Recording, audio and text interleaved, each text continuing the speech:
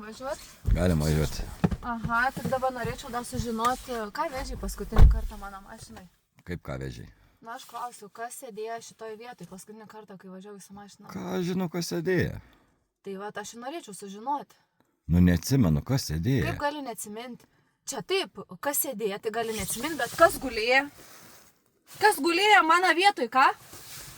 Čia net nesėdėjo, gulėjo, gali pasakyti kas? Neatsimenu, čia kažkas. Reiškia, kažkokia moterį, kas kažką. Kažkas greičiausiai nereikšminga. Kas nereikšminga? Taip, jeigu mes galim net gulėti mano vietoj, mano mašinai. Nu, Taip neatsimenu. labai nereikšminga. Kas jinai tokia yra? Galima jos vardą pasakyti pagaliau. Ką čia nusišnekė? Kas ką nusišnekė? Pala. Agi brolį vežiau. Ai, nu jeigu broliui, tai gali būti. Bet tu sakai, ką man nori. Nu nenormalu yra 10 minučių važiuoti per vieną gatvę ir iš karto kėdę atreguliuoti ir dar gulėti. Man tai čia yra kosmosas. Nu, nežinau, tai tada tu pasakyk savo broliui. Pasikalbėsiu, paklausiu, ar iš tikrųjų čia jisai buvo. Galėsi paklausti. Važiuojam.